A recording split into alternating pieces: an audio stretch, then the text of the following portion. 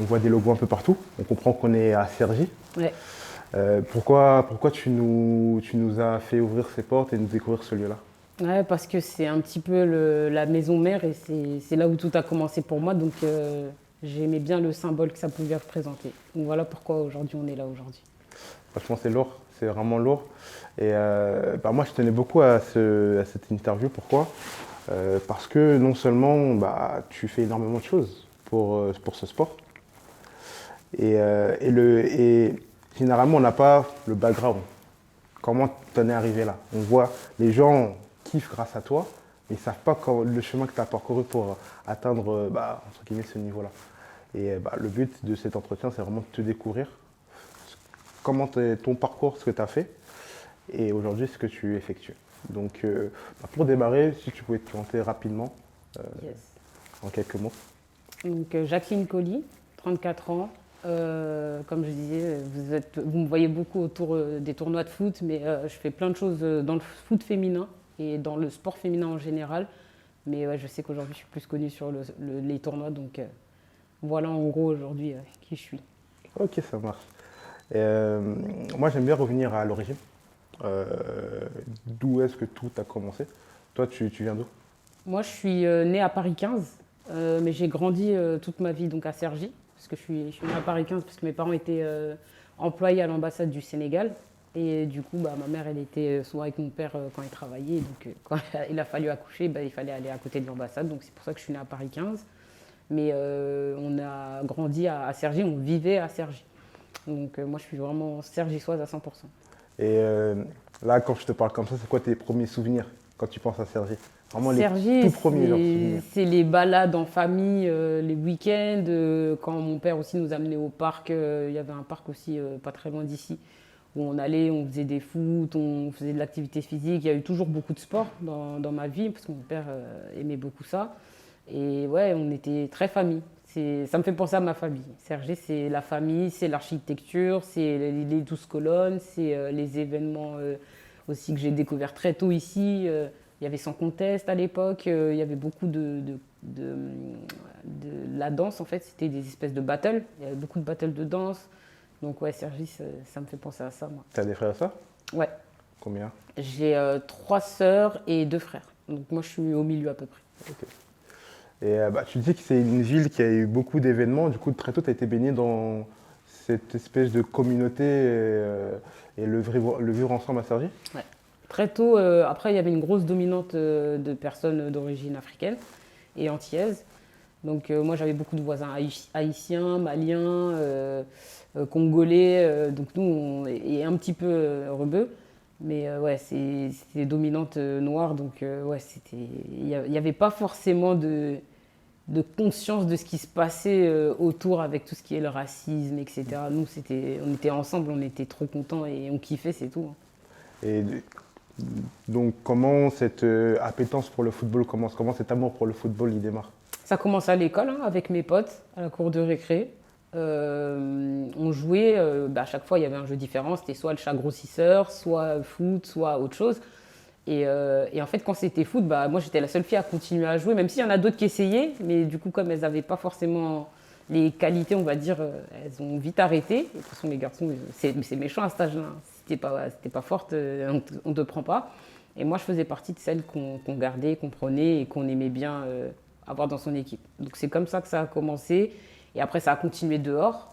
Après l'école, des fois aussi, comme on s'amusait bien en faisant du foot, on essayait de continuer à garder ce plaisir en étant dehors. Et après, on a cherché à jouer partout où on a pu. Et tu dis que ça démarrait à l'école. Est-ce qu'à la maison, tu regardais également du football ou c'est vraiment par le fait de jouer avec tes amis à l'école que l'amour du football a démarré? Non, moi, mon père, il regardait les matchs, mais moi, je détestais regarder les matchs. À ce point-là? Ouais, j'ai toujours été actrice. Et j'aime pas trop être dans, on va dire, les spectateurs, je préfère être actrice. Donc, moi, très tôt, entre guillemets, je faisais les choses, quoi. Donc, ça veut dire que j'ai toujours préféré jouer au foot plutôt que de le regarder. Ça m'ennuyait. C'est parce que je me dépense pas, je comprends, enfin, je sais pas que je comprenais rien, mais ça m'ennuyait. Les mecs, je les connaissais pas. Il n'y avait pas de palpable, il n'y avait pas de concret pour moi. C'était très loin de ma réalité. Donc ça, j'arrivais pas à accrocher. Moi, ce que je voulais, c'est avoir mon ballon, jouer et prendre du plaisir. Et donc tu commences par l'école. On voit que tu as des appétences au niveau du football, ça se passe plutôt bien, etc. Tu commences après une carrière au niveau d'un club ou pas du tout? Tu continues à faire du football, entre guillemets, dans la rue? Non, au niveau club, je commence à 15 ans, moi. En club, chez les filles, je commence à 15 ans. On m'avait approché à mes 11 ans, je crois.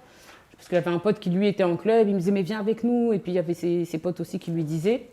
Mais c'est pas quelque chose que j'ai voulu faire. Parce que je m'imaginais mal dans un vestiaire que de garçons. Et je me disais, comment je vais faire pour me changer?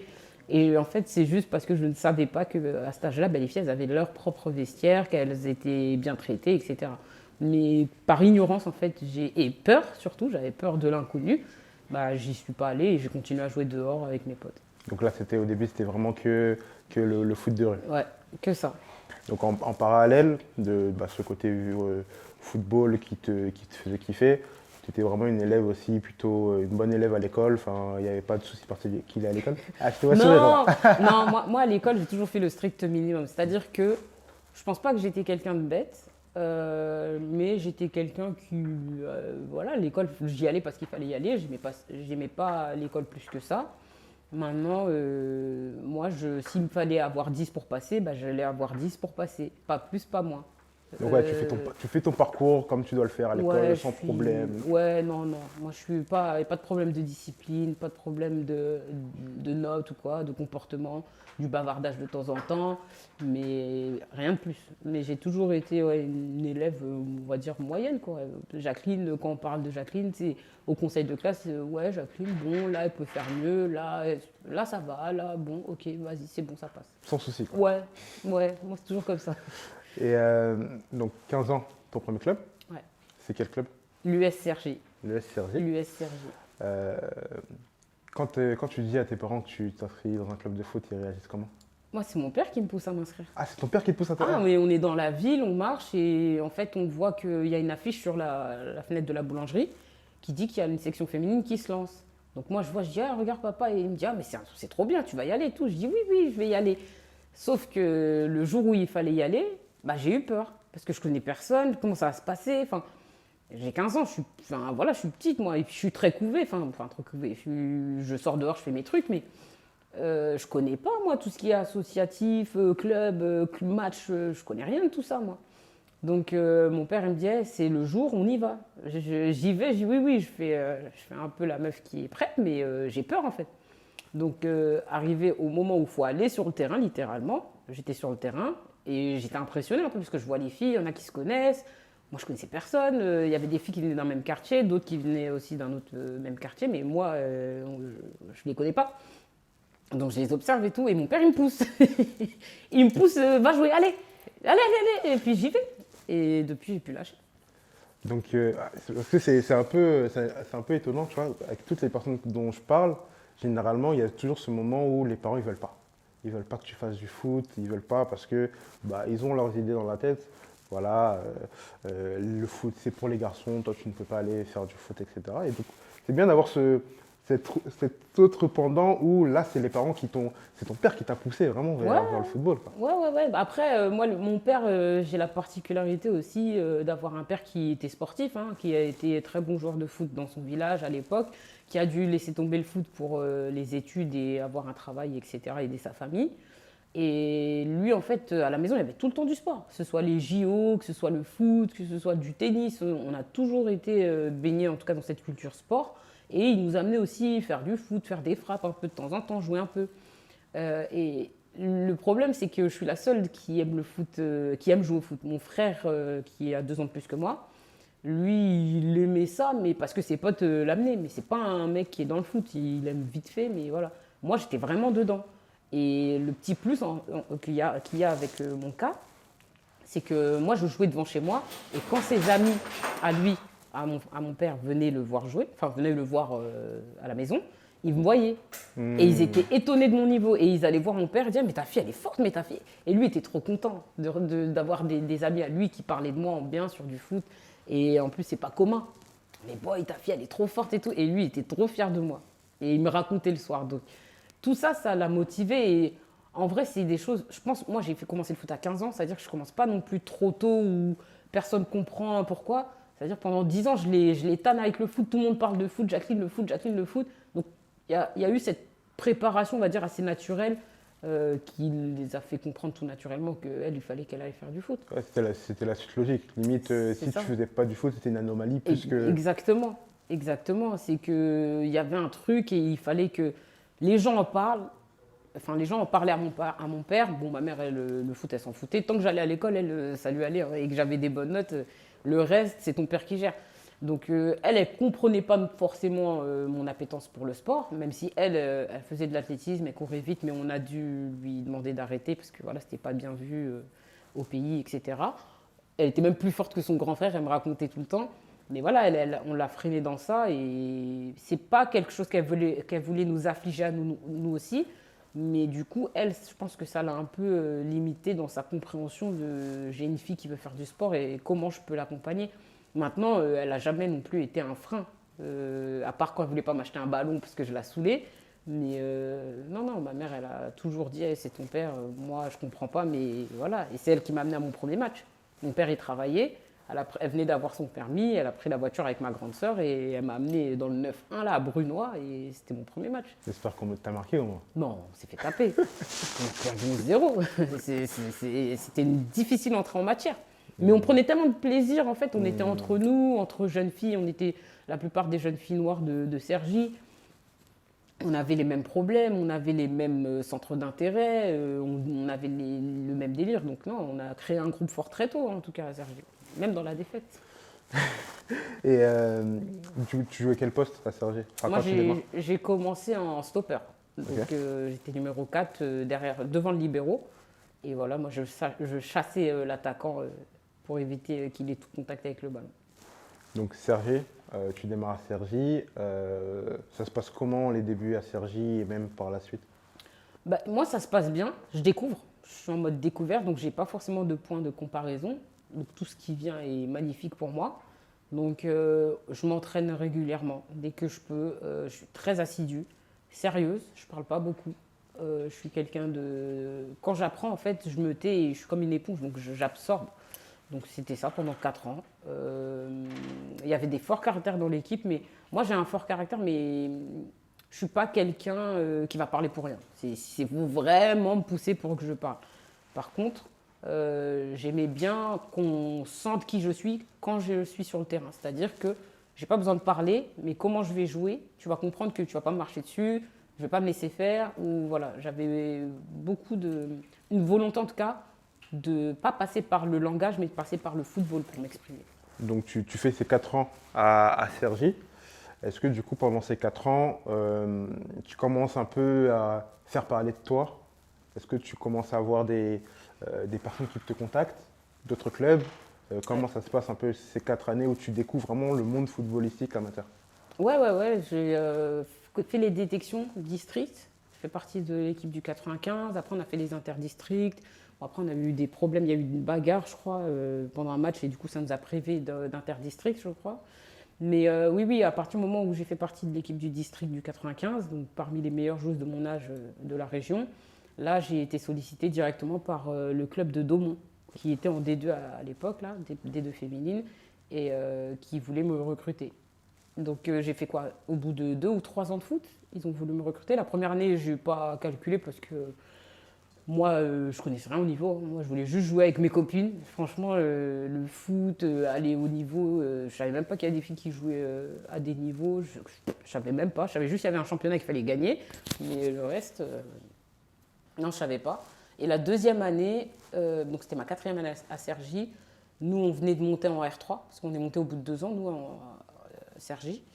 Et on fait une première année en R3, difficile, parce que on monte, mais le club ne nous suit pas forcément, dans le sens où on a un nouveau coach, mais on n'a pas de nouvelles joueuses. Donc forcément, si le niveau monte, certes, on progresse, mais il faut quand même agrémenter le tout de joueuses un peu plus expérimentées. Et surtout, on n'avait pas de gardienne.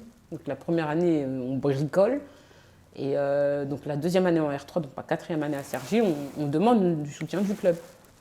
Donc là, on est obligé parce que on a besoin d'aide et on ne sait pas comment ça marche et on entend que voilà, faut faire des affiches, etc. On dit bah, aidez-nous à faire des affiches, aidez-nous à communiquer, etc.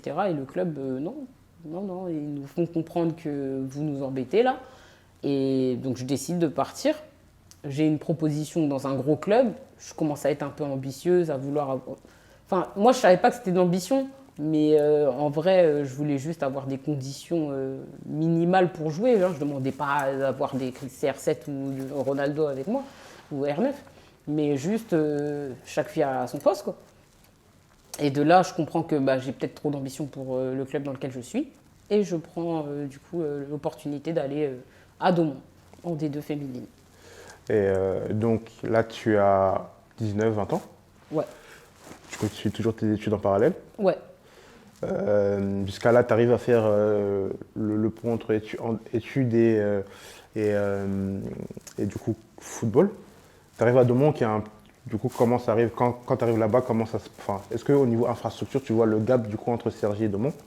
Et par rapport à ça, est-ce que du coup le nouveau rythme qu'il y a là-bas, tu commences un peu à sentir que à côté avec les études, ça se piétine un peu ou pas du tout? Bah, j'arrive à Daumont à 18 ans, donc je viens d'avoir mon bac. Je m'inscris à la fac. Je savais pas ce que je voulais faire. Je fais éco-gestion anglais. Donc je vais aux cours qui me plaisent, je vais pas à tous les cours. Et j'avoue que bah, du fait que l'école je sois pas forcément épanouie là-bas, je donne un peu plus d'importance au foot. Je me dis je suis en D2, il y a plus d'exigences, il y a plus de temps à mettre, c'est beaucoup plus de sacrifices. Donc je me dis bah c'est l'occasion. Donc cette première année, je me donne le temps et les moyens de me remettre au niveau de la D2 parce que je viens de R3. La D2, il y a un monde. Il y a un monde. Je suis arrivée au premier entraînement, je crois que on faisait un taureau, je me rappellerai toujours. Le ballon, il allait trop vite. Je voyais même pas le ballon. Elle voyait des choses que je voyais pas les filles. C'est-à-dire que j'étais au taureau, mais je courais partout, mais j'ai jamais eu le ballon. Donc c'était pas seulement la condition physique, mais c'est vraiment. C'était technique, c'était trop propre techniquement. Nous, c'était du bricolage qu'on faisait. Mais moi, en plus, nous, on a fait une montée, donc on croit qu'on est en place. Mais là, tu redescends, tu te dis, mais non, t'es loin, t'es très loin. Alors là, je parle du technique, mais le tactique, c'était du chien pour moi. On m'a jamais expliqué comment il fallait s'aligner, jouer à plat ou ce genre de choses. C'est-à-dire que j'apprends tout et en fait, quand tu arrives en D2, les gens voient que tu comprends pas, mais ils n'ont pas le temps de t'expliquer. Eux, ils pensent que tu es prête quand tu arrives. Si on t'a recruté, c'est que tu es prête. Mais moi, j'ai rien demandé, moi, à la base. Mais je me suis dit, s'ils me veulent, c'est qu'ils ont vu quelque chose. Donc j'y vais. Mais quand j'arrive, je vois le groupe, je découvre plein de choses dans le football que j'avais jamais vu. Tactiquement, je comprends rien. Techniquement, c'est d'une propreté, et encore, c'est pas la D2 la plus propre, mais c'était d'une propreté que j'avais jamais vue, moi. Donc déjà, choc. Moi, j'arrive choquée. Mais mon tempérament me dit, lâche rien. Lâche rien, c'est dur, personne ne va t'expliquer, va chercher. Va chercher. Je prenais mon ordinateur, j'allais sur Internet, je regardais, j'observais. Je commençais à regarder les matchs à cet âge-là. Moi qui calculais pas la Du coup, partie. jusqu'à. Ah oui, tu c'est regardais pas, à partir de 15-16 ans. Là, je m'assois avec mon père, je regarde, j'observe le défenseur, qu'est-ce qu'il fait. Là, je suis obligée. Il faut que je trouve l'info, personne ne me la donne. Le coach, il n'a pas le temps de me faire du tableau noir. Les joueuses, elles sont sur le terrain, elles te mettent que des coups de pression. Et c'est normal, parce que toi, tu arrives, tu comprends rien. Donc, je me prends en main. Et je me dis, non, bah, ça va être dur 2-3 mois, mais ils vont finir par me respecter. Et c'est ce qui s'est passé.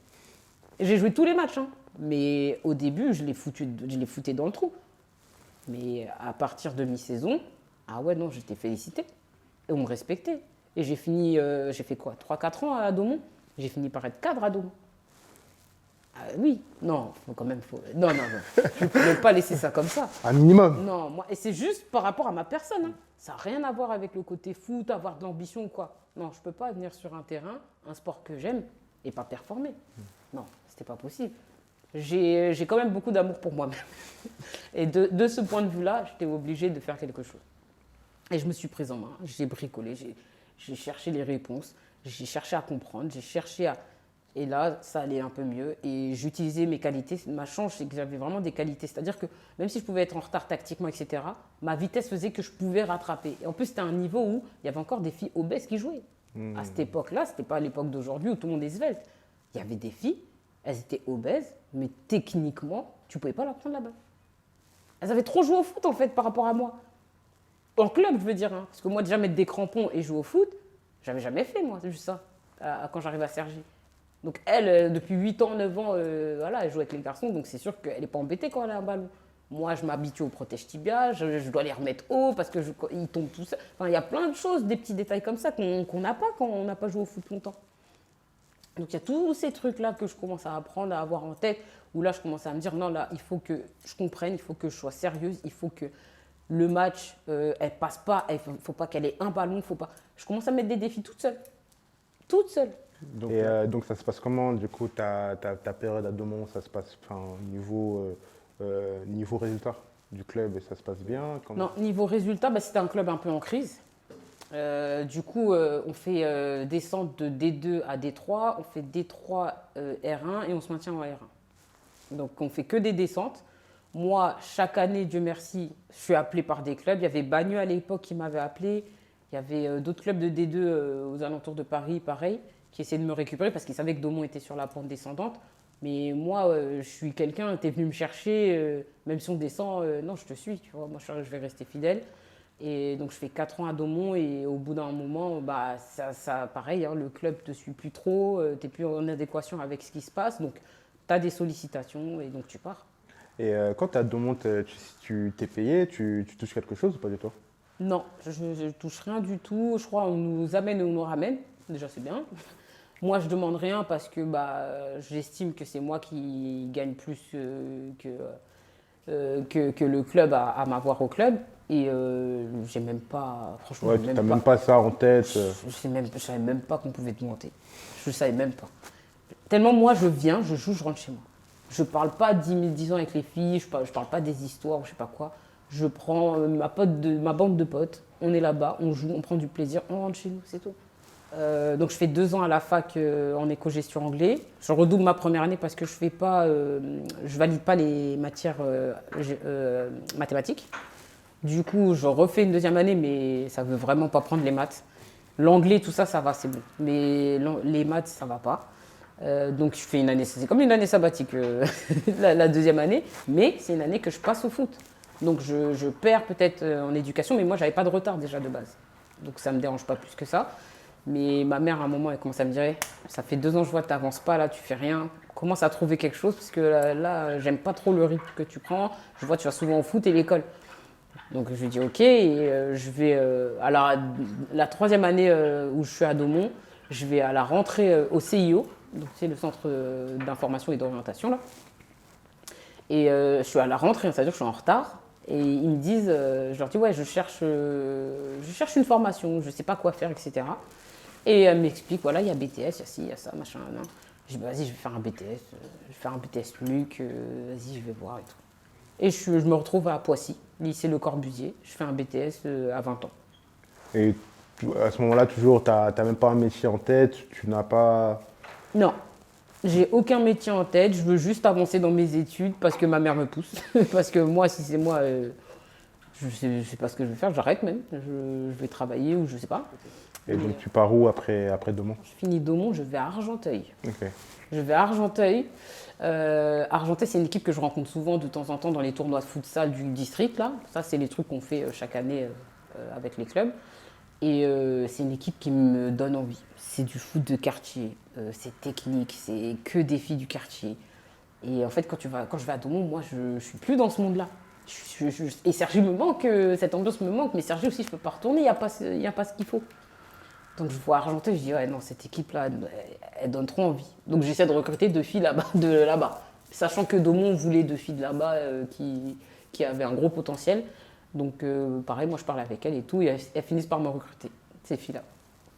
Donc je joue 4 ans à Argenteuil, je crois que c'était à l'époque une R2 ou une R1, je ne sais même plus le niveau. Et franchement, là-bas, j'ai passé mes plus belles années après Cergy. Par rapport à quoi? l'ambiance, foot quartier, les garçons qui sont derrière vous, qui vous encouragent, qui vous félicitent, qui vous complimentent, qui vous respectent.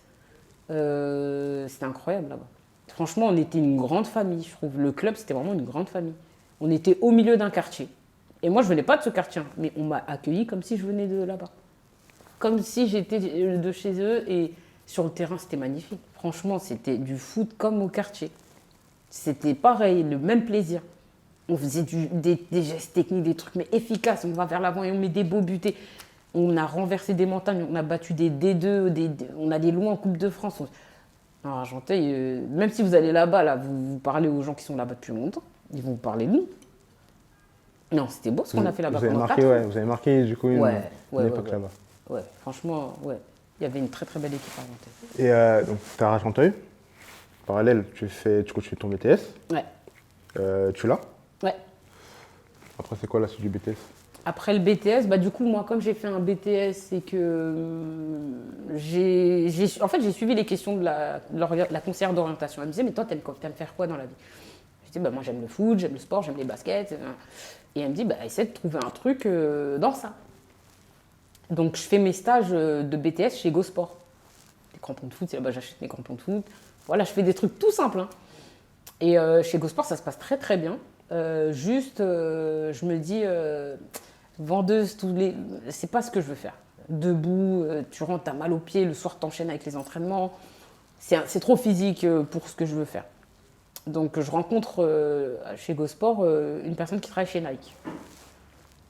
On échange beaucoup, donc elle m'explique un peu comment ça marche Nike, etc. Derrière, moi aussi, je fais mes recherches, comment on fait pour travailler chez Nike, quel diplôme il faut, etc. Et je vois que la plupart des gens qui travaillent chez Nike rentrent en stage. Donc ça part de, je sais pas, peut-être 6 mois de stage. Si ça se passe bien, derrière, tu enchaînes avec ton contrat. Et pour rentrer en stage, là-bas, il faut être en école de commerce. Donc c'est des stages de 6 mois que les écoles de commerce proposent. Donc je dis, ok, bon, moi c'est ça que je veux faire. Donc, je vais faire ma licence pro. Donc, après le BTS, je fais une licence pro. Je vais à Créteil, à l'UPEC. Je voulais payer le plus tard possible une école. Même si ma mère a mis de côté pour me payer une école depuis que je suis née, je voulais quand même payer le plus tard possible. Et de toute façon, il y avait les moyens de payer le plus tard possible. Donc, pourquoi pas. Donc, je fais la licence, administration et échanges internationaux, je crois que ça s'appelle, un truc comme ça. Pareil, le BTS, ça se passe très bien, très bonne note. Je suis une des meilleures élèves parce que moi, je viens d'un bac ES. Et je trouve que le niveau, il est un peu en dessous, donc c'est facile pour moi. Pareil pour la licence. Très bien passé, sans encombre, tout validé, tranquillement. Je fais tout droit. Et pareil, à la fin de l'année, quand je fais ma licence, il me faut un stage. Et je garde bon contact avec mon mentor de chez GoSport, qui s'appelle Gaëtan Cluge. Et lui, en fait, il a évolué, il est parti chez Courir. Donc, il est directeur d'un magasin Courir. Très bien, j'aime bien les baskets. Donc, je fais mon stage en tant qu'adjointe là-bas. Ça se passe très, très bien. J'ai ma licence, etc. Et ensuite, j'enchaîne avec les concours passerelles pour intégrer une école de commerce. Et là, j'ai 2 questions par rapport à ce que tu as dit. Première question, là, dans ta tête, même si tu joues quand même à un bon niveau au niveau footballistique, tu ne dis même pas que je peux faire une carrière de footballeuse, ça ne te traverse même pas l'esprit, quoi. Non, jamais. Parce que je les vois pas, moi, je savais pas qu'elles existaient. Je sais pas, moi.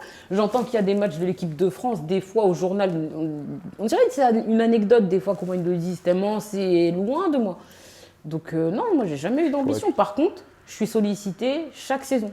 Chaque saison, il y a un club plus haut qui vient me chercher. Et par rapport à ça, est-ce que c'est que des clubs en Ile-de-France ou aussi un peu en France généralement? Non, c'est que en Ile-de-France, sauf quand j'étais à Argenteuil, il y a Vandenheim qui est en D1 qui m'a contacté. Ok, ça marche. Ça, on va revenir par la suite. Et du coup, ma deuxième question, c'est que tu as dit que tu savais ce que tu voulais faire. Ouais. C'est quoi? C'est juste travailler chez Nike ou tu avais aussi un métier en tête chez plus Non, juste travailler chez Nike. Tu voulais juste travailler chez Nike? Là, je ne savais pas parce que je ne connaissais pas les postes ni rien, mais juste travailler chez Nike. Je voyais que leurs produits, en fait, pour faire des produits comme ça devait être que bien de travailler là-bas. C'est comme ça. Et puis même quand je voyais les pubs, la philosophie de la marque, ce que ça dégage, enfin, t'as envie d'en faire partie. Donc moi, c'était juste ça. Après, peu importe, même le ménage, je crois que je l'aurais fait. Je voulais juste rentrer là-bas. Tu fais les concours, passerelles, tu les réussis? Ouais. Tu intègres une école de commerce. Ouais. Comment ça se passe là-bas? Toi qui viens En plus, parce que, faut le dire aussi, dans nos quartiers, peu de personnes vont jusqu'à ce niveau-là. On ne connaît pas forcément que même on peut aller faire des concours passerelles, on peut. Quand tu arrives là-bas, comment tu te sens au niveau de l'environnement, au niveau de l'école de commerce? Non, c'est bizarre. Non, c'est bizarre. Parce que la fac, c'est quelque chose aussi quand même. Parce que tu as quand même aussi plusieurs personnes d'horizons différents qui se réunissent. Mais vous avez quand même un peu de solidarité, il y a de l'entraide, il y a les travaux de groupe. Enfin, et il n'y a pas ce monde d'écart qu'il y a avec l'école de commerce. Non, l'école de commerce, t'es avec des fils d'eux. T'es que avec des fils d'eux. Eux, quand ils cherchent un stage, c'est facile. C'est le papa qui va demander à son pote ou tu vas dans la boîte de papa. Mais nous, en plus, on était un petit groupe comme ça. Et naturellement, on s'est réunis. Il y avait des Pakistanais, des Hindous, des Asiates, des Noirs, des Arabes. Parce qu'on avait les mêmes problèmes. Là où eux, on les entendait chaque week-end, ils reviennent de soirée. Quelle soirée? Nous, on ne connaît pas ça, de boîtes sur Paris, de trucs. On n'a pas le temps, nous. Moi, ce week-end, j'avais mal, j'étais fatiguée. Je ne pouvais rien faire d'autre que de travailler, faire mes devoirs et aller dormir. Mais eux, non, ils sont là, ils sortent, ils font je sais pas quoi, ils partent en voyage là-bas, machin, ils font des week-ends à l'autre bout de la France. C'est bizarre, hein, parce que tu dois cohabiter avec ces gens-là, mais vous parlez pas la même langue. Vous n'êtes pas du même monde. Et il n'y a pas forcément de volonté de savoir d'où tu viens, ni de nous, ni de leur part. Nous, en fait, on doit passer une année, 2 ans avec vous. On cohabite. On va faire en sorte, on cohabite en fait, c'est tout. Comme on fait au quartier en fait. Sauf que le quartier fait que derrière, il y a toujours quelqu'un qui va venir faire le premier pas parce qu'il y a un ballon, parce qu'il y a un truc qui se passe au quartier. Mais là, l'école, à part si tu dois faire un travail de groupe, et là, c'est compliqué aussi parce qu'ils n'ont pas les mêmes problèmes que toi. Ils vont vouloir t'inviter chez eux, ils vont vouloir que vous alliez chez. C'est compliqué. Donc, non, l'école de commerce, c'était une belle expérience. Et c'est là que j'ai connu le monde, on va dire, parce que quand tu viens du quartier, tu sais même pas que ces gens-là, ils existent. Dans ton école, t'en as toujours un qui est un peu plus aisé que l'autre, mais là, c'est des fils des fils de PDG de grosses boîtes. Donc là, tu vois un monde complètement différent. Ah oui, je vois un monde complètement différent. Quand tu finis ton expérience à Argenteuil, comment ça se passe du coup? Ouais, mon expérience à Argenteuil, c'est Saint-Denis. Moi, je fais 1 an à Saint-Denis. Et là, il y a ici les Moulineaux qui vient pour la 3e fois me demander. Ça, j'ai oublié de dire. Alors, ils m'ont appelé quand j'étais en école de commerce aussi. Ok. Et on avait fait un tournoi et on avait rencontré leur équipe 2. Et je crois que dans l'équipe 2, ils avaient fait des redescentes de D1. Et du coup, c'est les filles qui m'ont vu. Donc, il y avait Maryse et une autre fille, je ne sais plus comment elle s'appelle, qui m'avait remarqué et qui avait parlé au coach. Le coach m'a appelé. J'avais dit, moi, je ne peux pas, là, D1, je suis à l'école de commerce, c'est mort, je ne peux pas. En plus, c'est loin. En plus, comment je vais faire pour y aller? Enfin, bref, il y avait trop de problèmes et flemme, en fait. Et il y a une 2e fois, il m'avait contacté. Là, c'était plus tôt, je crois. C'était. Ouais, sinon, c'était encore à Daumont. J'étais encore à Daumont. Pareil, on avait fait un tournoi. On avait fait un tournoi à Daumont et on joue contre elles. On les met en difficulté. Hein. Et elles viennent nous voir, moi et une pote à moi, à la fin du match. Elles me disent, ouais, ça nous intéresserait de donner un nouveau numéro. Donc, ici arrive. Parallèlement, Nike, est-ce qu'ils se sont positionnés ou pas? Ouais, je suis chez Nike. T'es chez Nike? Ouais, je suis chez Nike. Donc, t'es chez Nike, ici arrive. Tu dis oui à ici ou pas? Ouais, je dis oui à ici. Je dis oui à ici parce que l'histoire, elle se passe chez Nike. Elle se passe chez Nike. Moi, je suis au service client. Le midi, en fait, on fait des matchs. Et je rencontre le coach adjoint d'ici de Moulineaux qui travaille. Il a une mission là chez Nike temporaire. Et sur le terrain, il me dit, ouais, non, toi, je vais t'amener ici les Moulineaux, tu vas aller en D1 et tout. Et il m'appelle. Et j'y vais et ça se passe bien et ils me prennent. Donc j'y vais. Ouais. Ce qui est un peu ouf dans ton parcours, c'est que c'est toujours des rencontres. Ouais, des c'est que ça. rencontres qui ont fait que y a une nouvelle opportunité qui est arrivée. Donc, Nike, tu rencontres le coach adjoint de ici. Ouais. Tu me dis que tu fais des matchs pendant la pause. Ouais. Qu'est-ce qu'ils disent de ton niveau? Est-ce que directement ils t'ont ouvert les portes? Ça devait être. Il y avait souvent des filles qui jouaient également. Non, moi, déjà, j'arrive. En fait, quand quelqu'un arrive chez Nike, tout le monde sait. Parce que déjà, il y a un mail qui t'annonce et qui dit qui tu es. Et moi, j'ai dit que j'étais footballeuse. Donc, dans le mail, tout le monde voit que je suis une footballeuse. Donc, eux, ils sont à l'affût. Est-ce qu'elle sait jouer? Parce qu'elle a dit, elle vient chez Nike, mais est-ce qu'elle sait jouer? Donc ils me testent direct. Premier jour, je crois, ils m'ont dit, viens jouer. Premier jour. Mais moi, en plus, eux, là-bas, le format de jeu, il est différent. C'est du 6 contre 6. Tu peux marquer que si tu es dans la surface, il n'y a pas de goal. Mais les gens peuvent défendre, mais il n'y a pas de goal. Et c'est des cages de foot à 5. Donc déjà, moi, il faut que je m'adapte. Donc je fais peut-être 1, 2, 3 mois où c'est bizarre. Je sais jouer, hein. Ils voient, je fais un contrôle passe et tout, mais les choix, je suis pas en confiance. Ils le voient. Mais tout le monde me met quand même la casquette. Ah, c'est une footballeuse, elle est forte, nanana. Jusqu'au jour où je fais un match un jour.